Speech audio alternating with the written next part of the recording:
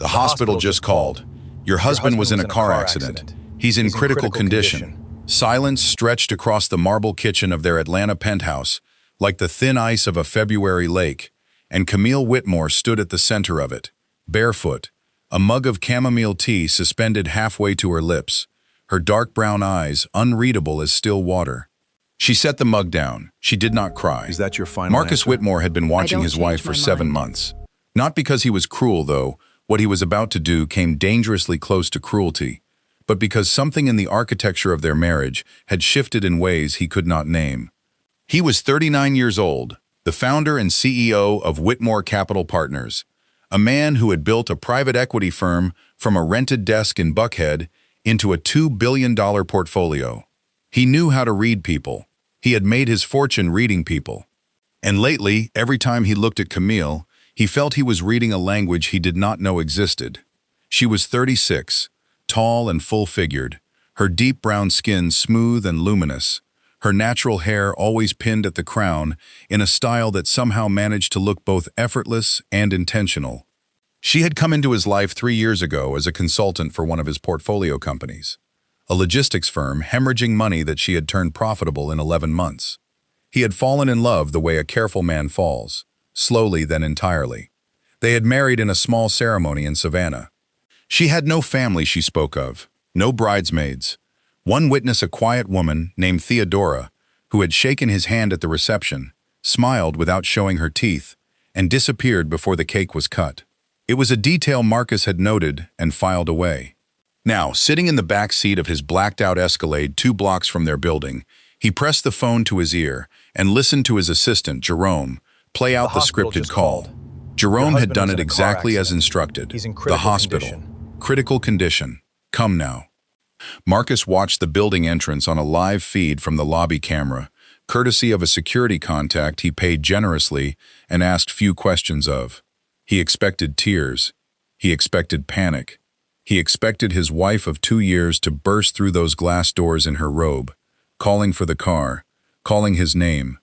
Instead, 11 minutes passed. The doors opened. Camille walked out in pressed slacks, a structured coat, and low heels, her bag on her shoulder. She did not look frantic. She looked focused. She moved the way someone moves when they have done difficult things before and know how to move through them. Marcus felt something cold settle behind his sternum. She did not call him back. She did not call the hospital. She flagged a cab, not the town car they kept on retainer, and gave an address he could not hear. He told his driver to follow. If you are still watching, do not go anywhere.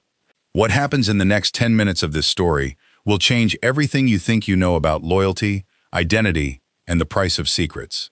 Stay with us. The cab stopped, not at Grady Memorial, not at Piedmont, not at any hospital in the city of Atlanta. It stopped in front of a glass office building in Midtown that bore no signage on the exterior. Camille paid cash. She pressed her palm to a biometric panel beside the front door, a panel that, to any passerby, looked like decorative architecture, and the door released. Marcus sat in the Escalade across the street, with his jaw set and his hands very still in his lap. He called Jerome, pull everything you can find on 1140 Peachtree Center Avenue, Suite Unknown. I need it in an hour. Then he sat back and thought about the woman he had married. He thought about the way she never startled at loud sounds, the way she always sat facing the door in restaurants, the way she had once, during an argument in their 2nd year of marriage, gripped his wrist at a pressure point that had made his entire arm go briefly numb, then released him immediately and looked away as though it had not happened, as though her hand had simply acted on its own muscle memory and her mind had not yet caught up. He thought about Theodora, the witness with no last name. He thought about the 11 minutes she had taken before walking out of the building long enough, he now realized, to change clothes, send a message, and decide on a course of action. Not long enough to panic. 23 minutes later, Camille emerged from the building. She stood on the sidewalk and looked directly across the street at the Escalade. She could not have known which car was his. The windows were tinted black. There was no reason for her eyes to find that specific vehicle on a busy Midtown block. And yet they did. She held his direction for 3 full seconds. Then she raised her hands slightly. Not a wave, not a signal, just an acknowledgement, and flagged another cab. Marcus's phone buzzed. a text from a number he did not recognize. It read, "Come home, Marcus. We need to talk." There is a quote by the theologian Howard Thurman that has survived generations because it is simply, quietly true. Don't ask what the world needs. Ask what makes you come alive, and go do it. Because what the world needs is people who have come alive. Marcus Whitmore had built his world around intelligence, strategy, and control. But sitting in the back of that SUV, reading 4 words from an unknown number, he understood for the first time that there are people in this world who are more alive than the rest of us, and that he had married one of them. She was already home when he arrived. Sitting in the living room, both hands folded in her lap, the chamomile tea replaced by nothing at all. The apartment was quiet. No music, no television. Just Camille, and the city humming 50 stories below them. Marcus sat across from her. He did not speak first. Neither did she for a long moment. Then, "The accident wasn't real," she said. "It was not a question." "No," he said. She nodded slowly, as if confirming something she had suspected for longer than today. "You wanted to see what I would do. I wanted to understand you," he said, and his voice, for all his precision, came out quieter than he intended. "I have loved you for 3 years, and I do not know who you are." Camille looked at him for a long time. In the amber light of late afternoon pouring through the floor-to-ceiling windows, she looked like a painting, beautiful and composed and very, very old, in a way that had nothing to do with age and everything to do with experience. "All right," she said finally. "Then I will tell you. If this story is speaking to your heart right now, hit that like button, because what Camille is about to say will shake this entire marriage and show you what real love costs when it asks everything of you." Her name, she began, was not always Camille Whitmore. It was not always Camille anything. She had been born Adaeze Okoye in Lagos, Nigeria, the youngest daughter of a civil engineer and a woman who had worked quietly, invisibly, for 20 years as a signals intelligence officer for a branch of the Nigerian government that did not appear in public records. Her mother had died when Adaeze was 14, and the woman who came to collect her from the boarding school where she had been enrolled, the woman she had known as Aunt Theodora, was not her aunt at all. She was her mother's handler, and her mother's final directive had been simple: take my daughter and make sure she survives. Theodora had done more than that. By 22, Adaeze Okoye held degrees in finance and behavioral psychology from institutions across 3 continents under 3 different names. By 26, she had been embedded in 4 countries as a financial intelligence operative, identifying and dismantling money laundering networks disguised as legitimate corporations. She had turned 2 companies profitable, not because she was a gifted consultant, though she was, but because collapsing fraudulent financial structures had been her profession for nearly a decade. She had retired at 33, or tried to. Retirement for women like Adaeze is less a decision and more a negotiation, and the terms of hers had required a new identity, a new city, and a new life built with painstaking deliberateness in a country where she had no history. She had not meant to fall in love with Marcus Whitmore. She had meant to consult, to solve, to leave. But he had looked at her across a conference table on a Tuesday morning in March with the kind of attention that saw past the surface of a person, and she had made the catastrophic mistake of looking back. "I am not a threat to you," she said quietly. "I never was. Everything I have built here, our home, our life, is real. I am real. The name is different, the past is complicated, but what I feel when I look at you is the most uncomplicated thing I have ever known." Marcus sat with this for a long time. The city hummed. A siren rose and faded somewhere far below. He was a man who processed information with precision, who did not make decisions from sentiment.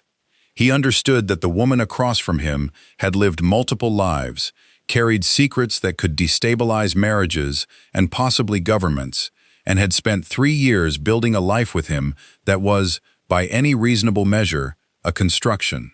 He also understood that she had walked out of their building in 11 minutes, not toward a hospital, but toward a building that he now knew, from Jerome's research, was a secure communication facility used by private intelligence contractors. She had not run to his bedside. She had run to confirm that the threat was real or manufactured, Because a woman with her background does not respond to emergencies with her heart before her mind. She had gone to verify, and when she had verified, when she had confirmed it was a test and not a crisis, she had come home. She had come home. You went to check, he said. I went to check, she confirmed. And when you knew I was safe, I came home. He looked at her. She looked back. Outside, the Atlanta sky was shifting from amber to violet, the skyline beginning to shimmer with early lights. I owe you an apology, he said. Yes, she said. You do. There is a saying that has been passed between generations of strong, quiet people, often in the margins of difficult seasons. The truth does not destroy love. It only burns away what was never love to begin with. Marcus Whitmore had built his marriage on the assumption that he could know a person completely before trusting them completely.